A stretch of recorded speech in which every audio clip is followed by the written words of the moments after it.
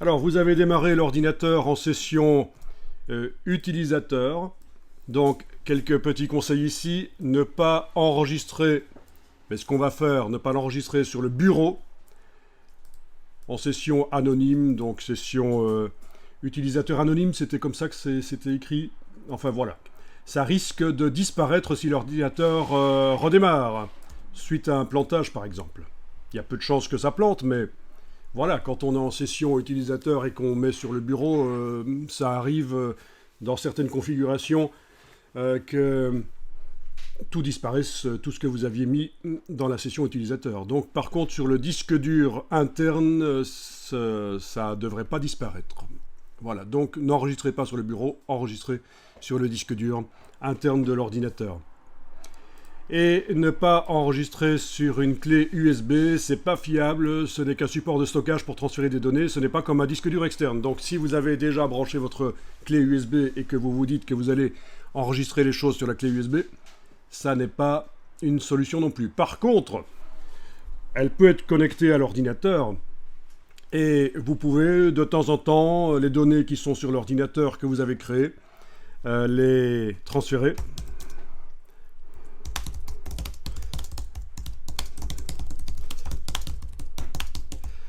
Donc c'est un backup. Voilà, vous pouvez transférer, excusez-moi pour les fautes de frappe, régulièrement les données de l'ordinateur vers la clé USB. Donc elle peut être connectée à l'ordinateur. C'est pas ça qui est interdit. Ce qui est interdit, c'est quand on est dans le logiciel, d'enregistrer sur la clé USB. Il n'y a pas de système de vérification d'écriture. On ne sait pas si le fichier a bien été écrit. C'est le meilleur moyen de perdre des données. Alors, je vais aller faire un petit tour sur le web, vous n'êtes pas obligé d'y aller. Donc, les logiciels Adobe sont assez bien utilisés dans le monde professionnel, d'une manière générale, quand on doit produire des vidéos, des images. Vous connaissez sans doute, vous avez entendu parler. Donc, le plus gros reproche qu'on fait à Adobe, c'est que c'est une formule mensuelle. Il faut payer chaque mois. Donc c'est à peu près 60 € la formule mensuelle, avec plein de logiciels dedans. Donc Photoshop qui est rentré dans la culture populaire. Tout le monde connaît Photoshop, photoshopper une photo. Hein. Même si c'est pas fait avec Photoshop, c'est améliorer une photo. C'est donc pour travailler des images qui sont constituées de pixels. Les pixels, vous avez entendu parler du terme pixel. Mais vous ne savez peut-être pas ce que ça veut dire. Ben, je vais vous le dire. Comme ça, pour votre culture générale, pixel, ça vient de Picture Element. C'est l'abréviation de Picture Element. C'est donc un bloc d'image, un petit point sur une image. Voyons un peu si on tombe là-dessus. Voilà. Picture Element. C'est l'abréviation pixel. Voilà. Alors, nous avons Illustrator. Alors, au niveau de l'âge de ces logiciels, ils sont encore, évidemment, très jeunes. Donc je dis ça parce que j'ai 53 ans, donc par rapport à moi, ils sont jeunes, mais par rapport à vous, ils sont un peu vieux. 1989, Photoshop. 1987, Illustrator. Ah oui, ça remonte. Hein. À l'époque, voilà. Vous étiez comme les escalopes, vous étiez pas nés. Monsieur, j'étais là. Acrobat Pro, tout le monde connaît Acrobat. Donc on connaît Acrobat par les fichiers PDF qui permettent de transférer des documents complexes avec du texte et des images mises de manière complexe, c'est-à-dire c'est pas du Word, c'est des belles mises en page et ça passe dans des documents PDF. Mais ça c'est Acrobat Pro, ce n'est pas le Acrobat Reader, le logiciel que tout le monde peut avoir gratuitement pour lire des PDF. ça fait partie de la suite Adobe. Donc tout ça, vous avez pour les 65, 70 euros mensuels, vous avez ça. Acrobat, c'est ce qui va permettre d'aller plus loin avec les PDF et de les modifier. Vous voyez qu'il est indiqué essai gratuit, donc vous avez pendant 7 jours possibilité d'essayer les logiciels Adobe, mais au bout de 7 jours, il n'est plus possible de les réinstaller en version d'essai.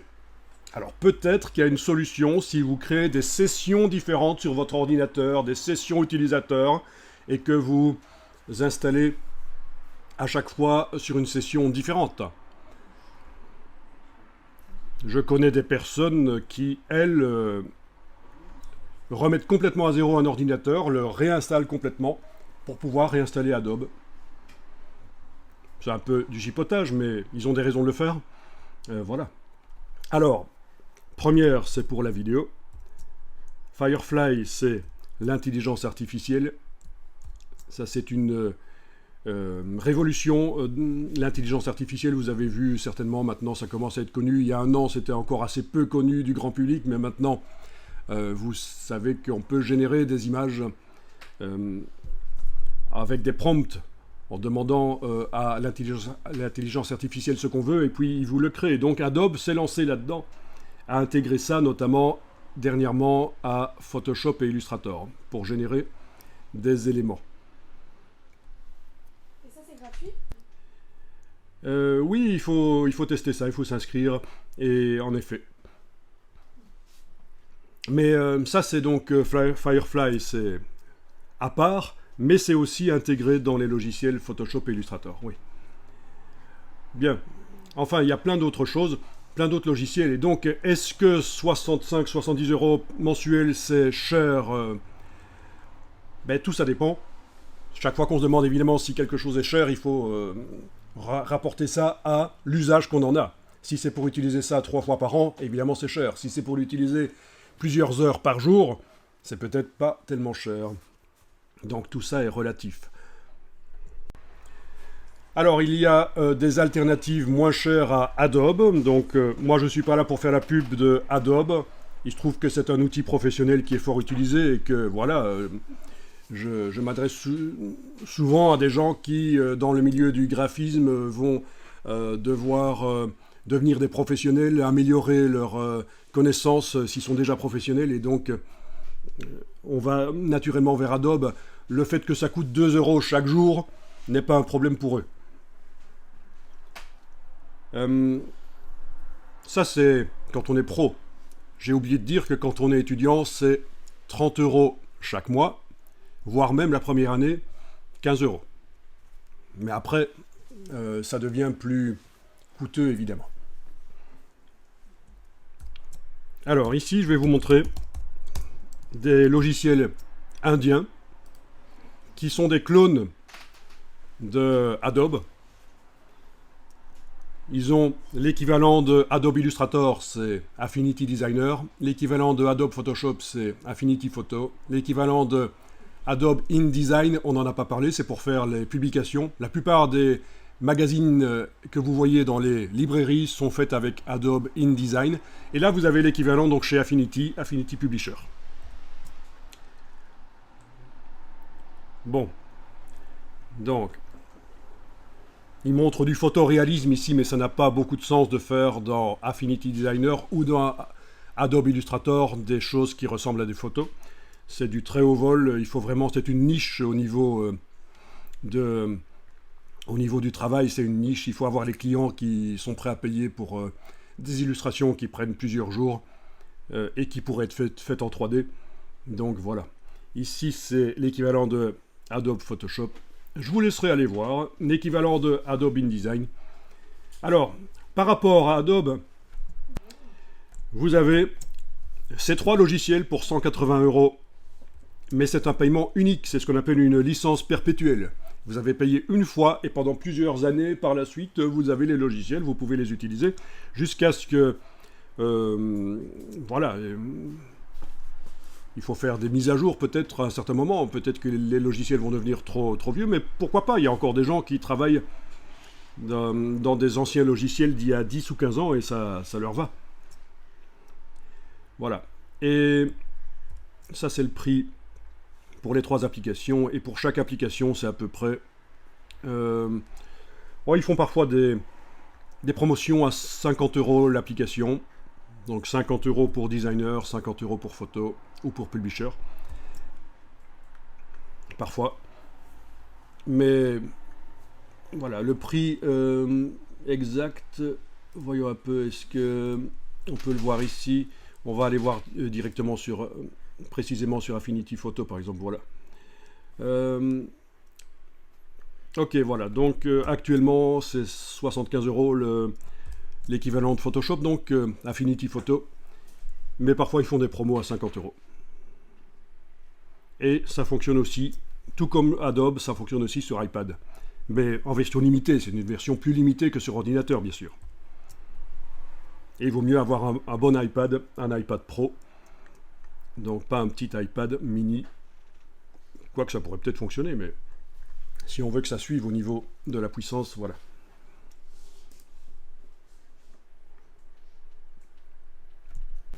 Alors, comme équivalent à Adobe, on cite souvent GIMP.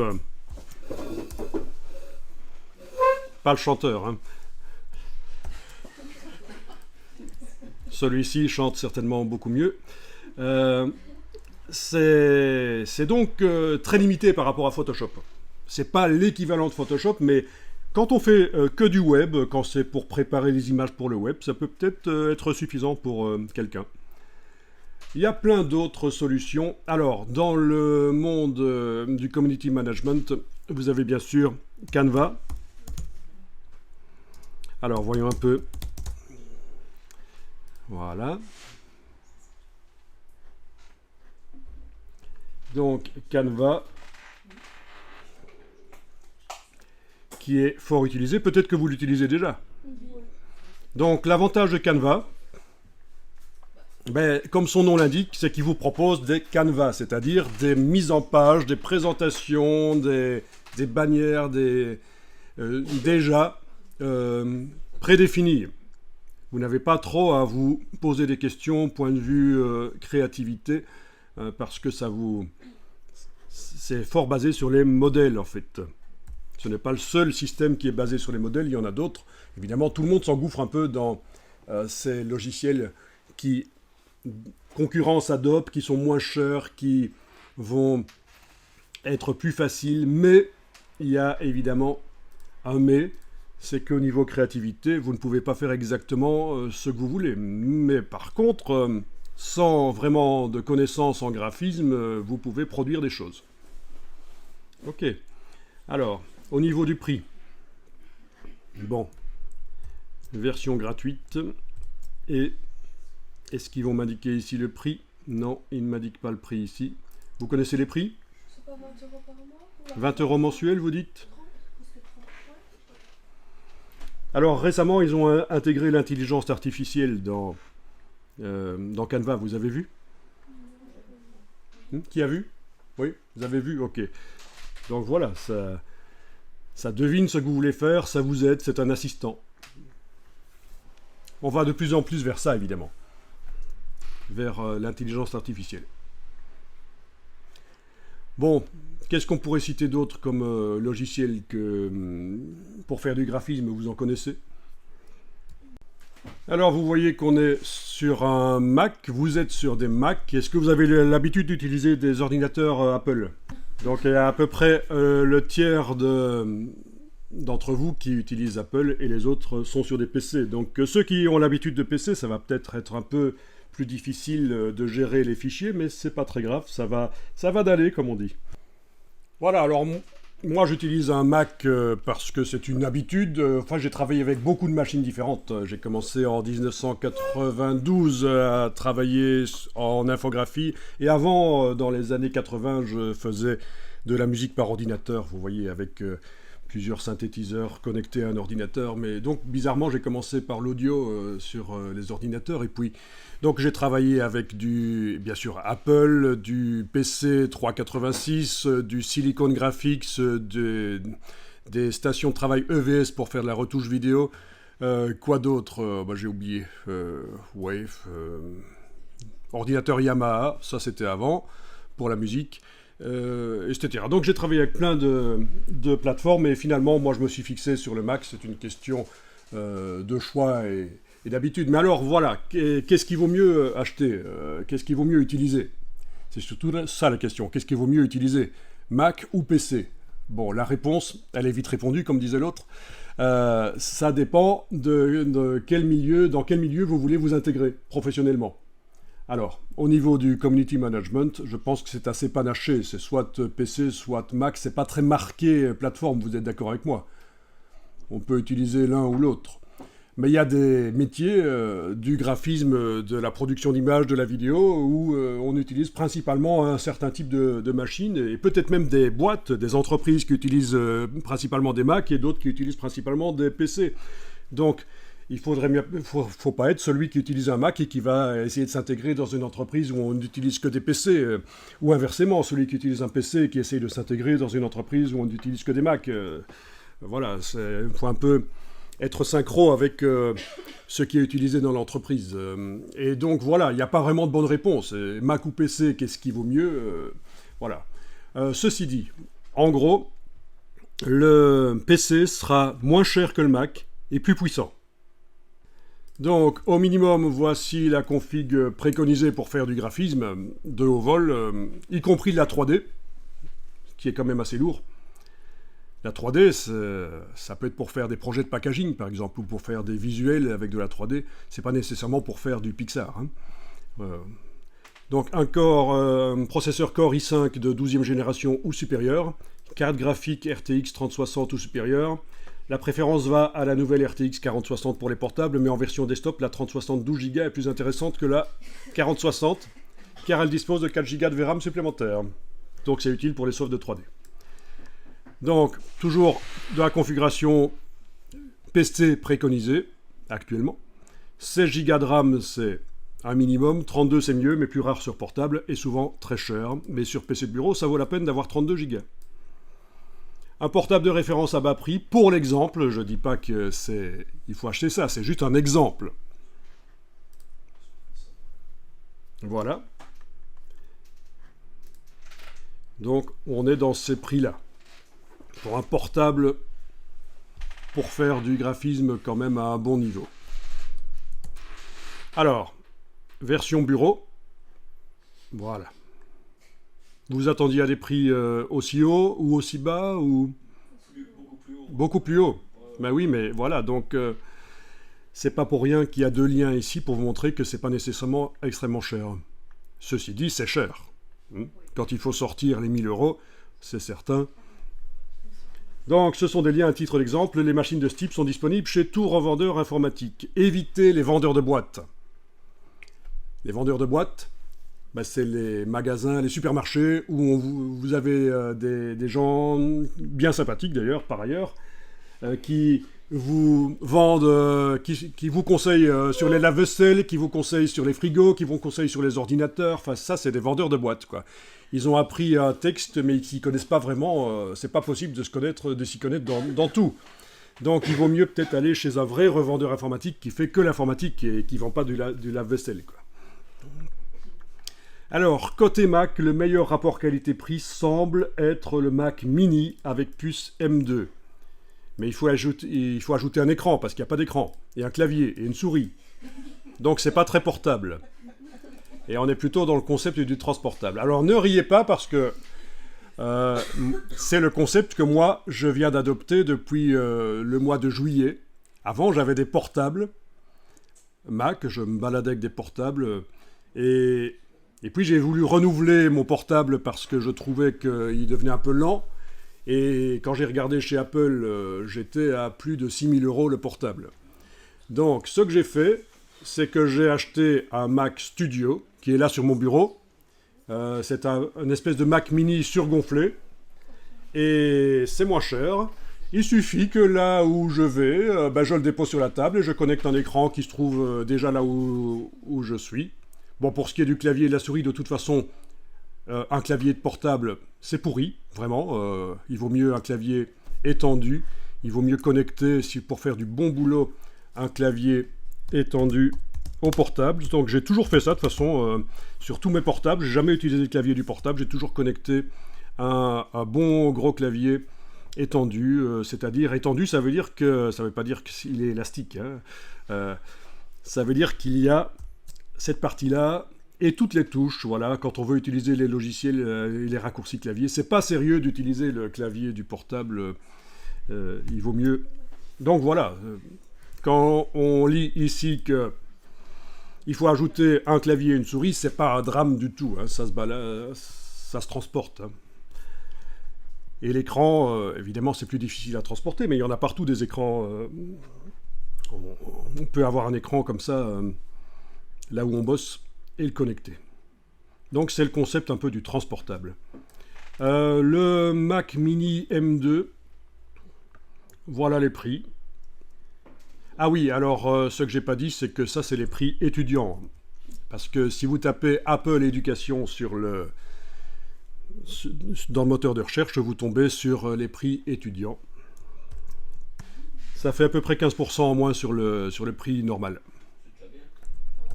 Voilà, donc 600 € pour un truc qui est quand même assez puissant, c'est pas mal. Bien sûr, il y a des versions plus puissantes et ça commence à coûter. Mais enfin, c'est le maître achat apparemment en Mac actuellement pour avoir le meilleur rapport qualité-prix. Et alors vous les trouvez d'occasion. Si ça ne vous dérange pas d'acheter des choses d'occasion, ce sera évidemment encore moins cher. Donc voilà, je vous présente les choses de manière objective. Je ne pousse pas pour l'achat d'un ordinateur, je ne pousse pas pour l'achat d'un PC ou d'un Mac. Je vous situe juste un peu la situation actuelle du hardware. Alors, déconseillé car peu puissant, les MacBook Air. Vous n'arriverez pas à faire énormément avec ça et pourtant ça coûte. Donc les petits Mac comme ça, c'est pas les MacBook Pro, c'est des petits Mac portables. Ça risque d'être un peu limité pour certains logiciels Adobe ou pour certaines applications de la 3D ou quoi. Alors, celui dont je vous parlais, le Mac Studio, voilà. Évidemment, les prix sont un peu costauds, mais je vous ai dit, hein, par rapport à la version portable avec écran intégré, qui va vous coûter beaucoup plus cher. Voilà. Avec plein de connectiques, c'est ça qui est intéressant. Voilà, et vous avez en tant qu'étudiant droit à des réductions chez certaines marques, que ce soit Apple ou autre, il faut toujours tenter. Enfin, quoi qu'il en soit, avoir un bon ordinateur c'est bien, mais il faut aussi l'entretenir. C'est-à-dire qu'il faut installer un logiciel. Je vais vous en montrer un, mais ce n'est pas le seul qui existe. Clean My Mac. Ils ont aussi Clean My PC. Et c'est un système de maintenance. Alors bien sûr, il y a aussi d'origine, qu'on soit dans Windows sur PC ou dans macOS sur Mac, il y a d'origine aussi possibilité de faire la maintenance. Mais ceci, ça va beaucoup plus loin en fait, au niveau maintenance. Ça va défragmenter notamment. Vous savez ce que c'est la fragmentation? Peut-être pas. Voilà, ici, ce sont des utilitaires de défragmentation et le principe, c'est qu'en fait, quand vous enregistrez un fichier, surtout un gros fichier, quand vous l'enregistrez sur le disque dur, ceci vous montre le contenu du disque dur, en fait. Quand vous enregistrez, c'est une symbolisation du contenu d'un disque dur. Au hasard, hein, j'ai tapé juste fragmentation disque dur sur Google et je suis tombé sur plein d'images du genre. Donc quand vous enregistrez des gros fichiers sur le disque dur, parfois il n'y a pas assez de place. La place vide ici est symbolisée par en gris. Parfois il n'y a pas assez de place pour écrire le fichier. Et donc il doit s'écrire en plusieurs parties qui sont un peu en quelque sorte dispersées sur le disque dur. Mais vous ne le voyez pas. Quand vous êtes sur l'ordinateur et que vous regardez les fenêtres avec les dossiers, les fichiers dedans, vous ne voyez pas que le fichier est écrit à différents endroits sur le disque dur. Ça, c'est l'ordinateur qui gère. Mais ça, c'est ce qu'on appelle la fragmentation. Au fur et à mesure que le disque dur se remplit, les fichiers doivent s'écrire à différents endroits et forcément, ça ralentit l'ordinateur puisque chaque fois qu'il doit lire un fichier, il doit aller rechercher toutes les petites parties du fichier pour pouvoir le lire. Vous voyez le problème. Donc, il y a des logiciels de défragmentation. Sur les Mac, il n'y en a pas. C'est automatique, à condition que le disque dur ne soit pas rempli à plus de 80%. De toute façon, il ne faut jamais remplir un disque dur à plus de 80%. Ça commence à fragmenter. Quand vous enregistrez des fichiers, ça commence à s'écrire à différents endroits. Et il y a un risque de plantage. Même sur PC, donc. Donc ne remplissez pas vos disques durs trop. Ou alors vous savez qu'il y a un risque qu'ils deviennent... qu'ils plantent, en fait. Voilà. Donc, quel est le pourcentage de chances qu'un disque dur plante et que les données qui sont dessus deviennent illisibles? À votre avis, quel est le pourcentage de chances qu'un disque dur plante et que les données deviennent illisibles? Personne n'a une idée? Une chance sur 1000. Quel est le pourcentage de chances qu'un disque dur plante? Ben, la réponse, elle est vite répondue, comme disait l'autre. 100%. Oui, un disque dur, vous l'utilisez plusieurs années de suite. À un certain moment, il va planter. C'est peut-être l'année prochaine, c'est peut-être dans 5 ans, c'est peut-être dans 10 ans, mais il va planter. Autrement dit, faites des backups. Faites des copies de sécurité. Ne vous fiez pas à un disque dur. Il y a l'histoire de familles comme ça qui ont mis l'entièreté de leur photothèque, leurs photos de famille sur un disque dur pendant des années. Et évidemment, ils ont tout perdu. C'est dommage. Donc si je vous en parle, c'est parce que c'est super important de faire des backups. Et alors à notre époque, faire des backups, c'est facile. Ça peut être sur un autre disque dur. Ça peut être en ligne, dans le cloud. Alors du cloud, il y en a même du gratuit. Vous avez 50 gigas de cloud gratuit à certains endroits. Donc il ne faut pas croire que le cloud, ça, il faut d'office payer. Regardez ici, j'ai tapé ceci. Et je tombe sur plein de posts qui parlent de ça. Voilà. Perdre un disque dur rempli de photos, c'était, comment est-ce qu'on dirait en français? Un torboyau, ça m'a tordu les boyaux. Gut-wrenching, c'est ça que ça veut dire. 4 choses que j'ai appris en pleurant.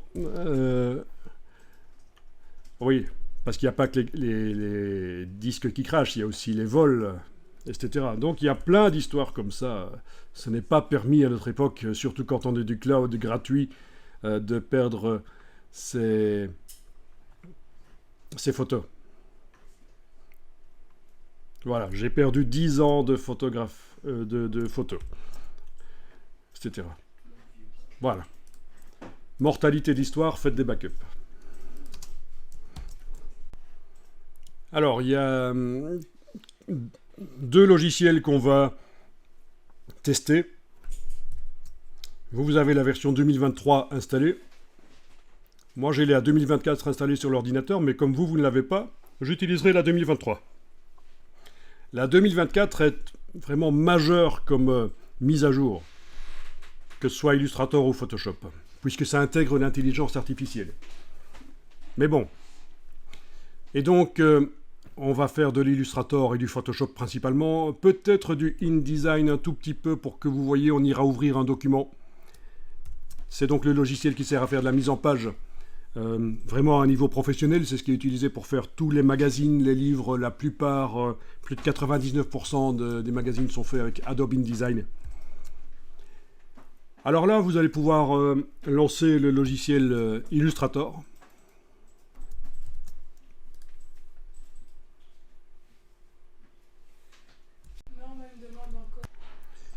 Bien.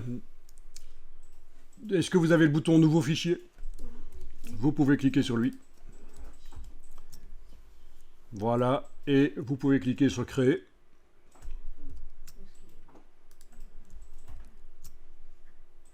Voilà. Donc, on a un Illustrator, vous et moi, qui sont différents. Moi, j'ai déjà réglé Illustrator pour que l'interface soit claire. Et chez vous, elle est foncée.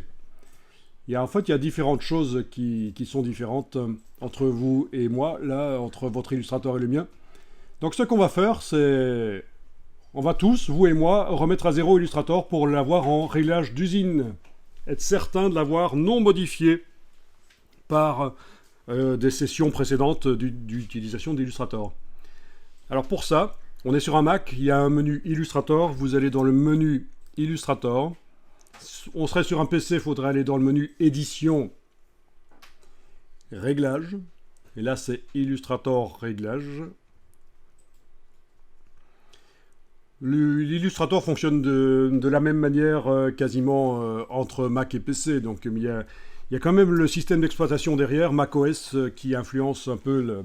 C'est pour ça qu'il y a un menu Illustrator que vous n'aurez pas sur le PC. Mais rassurez-vous, tout ce que vous allez voir sur le Mac ici sera transposable sur le PC. Donc dans les préférences générales, vous allez cliquer sur réinitialiser les préférences. On vous dit ici, les préférences ne seront réinitialisées qu'au redémarrage d'Illustrator. OK. Et alors, il propose de redémarrer Illustrator, chez vous aussi? Eh ben, allons-y. Donc, on se débarrasse de toute la personnalisation qui a été apportée au logiciel précédemment. On va l'avoir, entre guillemets, en réglage d'usine. Le voilà. Donc, je vous ai fait une liste des choses qui peuvent être vues, et principalement sur le texte, puisque vous, c'est la communication, en fait, et donc ça passe notamment par le texte, et donc tous les effets qu'on peut faire sur le texte.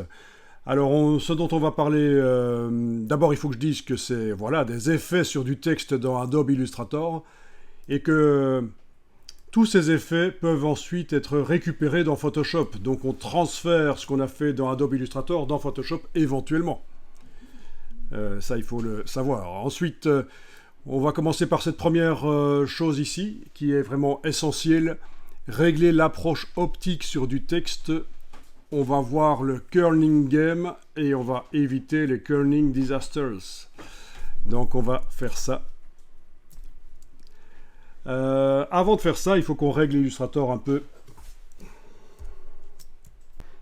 Si vous mettez le pointeur sur la barre Adobe Illustrator ici, vous voyez qu'en cliquant, vous arrivez à bouger toute l'interface en fait, Illustrator. Bon, ça c'est utile quand on a plusieurs écrans connectés à l'ordinateur. Mais là, on n'a qu'un seul écran connecté à l'ordinateur, donc ça n'a aucun sens de garder l'application flottante comme ceci. Donc vous allez dans le menu Fenêtre et vous allez décocher Cadre de l'application.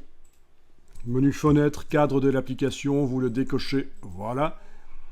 Et donc là, l'application, si on essaye de la prendre par le dessus là, ça ne bouge pas, elle est coincée, elle est calée sur les bords de l'écran.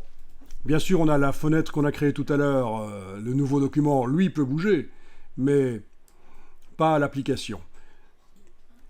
Alors sur PC, cette opération, vous ne devrez pas le faire, parce que d'office, Illustrator sera calé sur les bords de l'écran. Et c'est différent sur PC, il y a une petite icône en haut à droite à cliquer si on veut rendre l'application flottante. Enfin, ceux qui sont sur Windows connaissent très bien ça. Ça, c'est une première chose, voilà. Ensuite, touche tabulation du clavier. Vous voyez quelle est la touche tabulation sur le clavier. Je vous montre sur mon petit clavier virtuel ici. La touche tabulation, c'est celle-là, en fait. Donc, si vous enfoncez la touche tabulation sur le clavier, vous avez toutes les palettes qui disparaissent. Ça peut être pratique. Comme ça, vous profitez de tout votre écran pour travailler sur votre document. Si vous enfoncez la touche F sur le clavier, c'est passé en plein écran. Touche F. La bête touche F.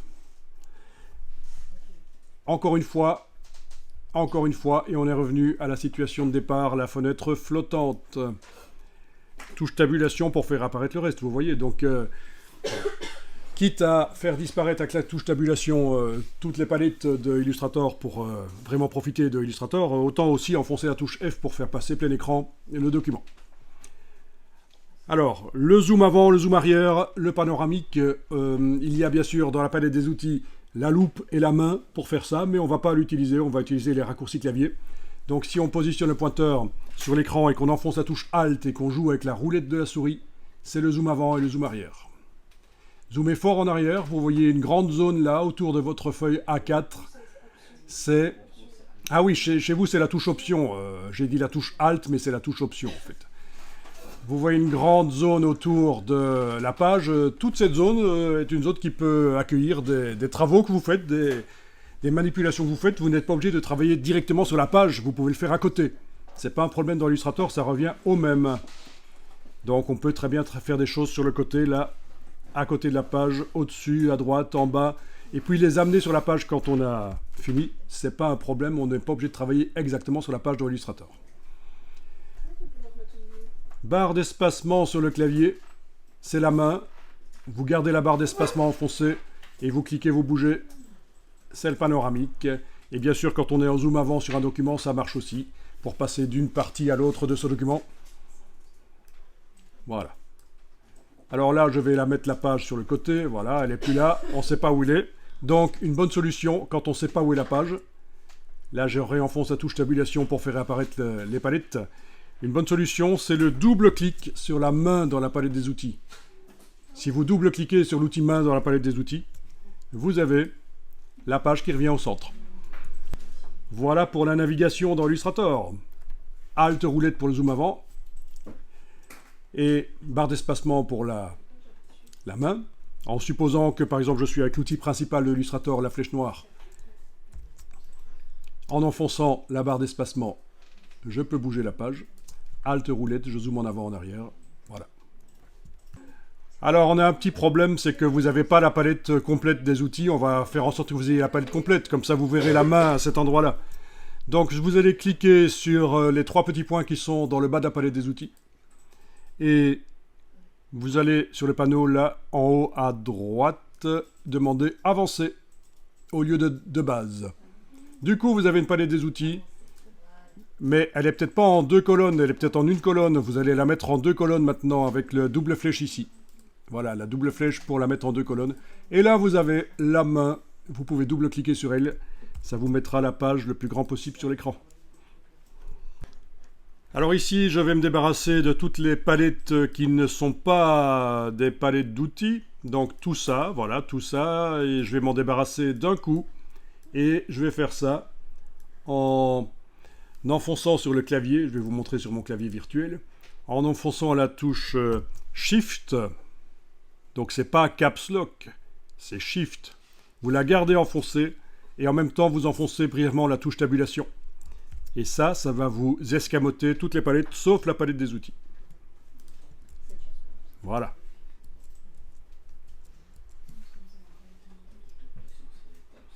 Et alors les palettes, on ira les chercher au fur et à mesure dans le menu Fenêtre. Au fur et à mesure qu'on en a besoin, on ira dans le menu Fenêtre. Et alors elles sont classées par ordre alphabétique ici, vous voyez. A, B, C, D, et voilà, c'est par ordre alphabétique, toutes les palettes. Et ça termine avec vectorisation d'image. Bien. Alors ici, pour les besoins de la projection, je vais faire passer mon interface en interface claire. Vous n'êtes pas obligé de le faire, mais en tout cas moi je le fais. Alors je vais dans le menu Illustrator, et je vais jusque Réglages. Et alors je vais jusque Interface utilisateur. Donc ceux qui seront sur PC, ce sera Édition, Réglage, Interface utilisateur. Ici sur Mac, c'est Illustrator, Réglage, Interface utilisateur. Et alors, je vais passer avec l'interface la plus claire. Voilà. OK.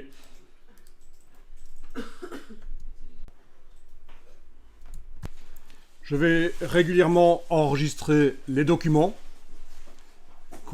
sur le disque dur. Je vais même le même document l'enregistrer plusieurs fois de suite en mettant à la fin du nom un numéro. Donc, première version, ce sera 01, puis 02, 03, 04, etc. Vous devez, comme moi, enregistrer les documents parce que c'est ça que vous allez rendre en tant que travail journalier pour le cours.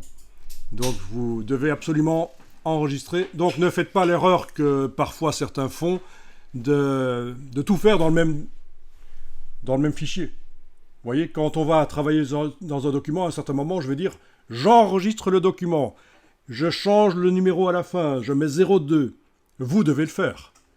Il ne faut pas rester dans le même fichier. Moi, je veux voir la progression, tous vos fichiers. Et alors, je vais enregistrer plus que ce qu'on fait normalement professionnellement, mais c'est pour la formation. Je veux garder la progression et je veux surtout garder la possibilité de revenir à un document d'avant au cas où vous avez tout planté dans votre document. Vous voyez ? Est-ce que vous voyez bien la barre contrôle là au-dessus, cette chose-là? Non? Ah, ça c'est une des choses qui ne s'est pas remise à zéro. Quand on remet à zéro Illustrator, comme on a fait tout à l'heure, ça ne se remet pas à zéro. Alors vous allez dans le menu fenêtre et vous allez demander contrôle. Il faut que ce soit coché. Et au passage, vous voyez que si jamais vous faites disparaître la palette des outils en ayant cliqué sur la petite croix ici, ce sera également là qu'il faudra aller dans Fenêtre, barre d'outils, rechercher la barre d'outils avancée dans ce cas-ci. Donc maintenant, vous avez la barre contrôle au-dessus.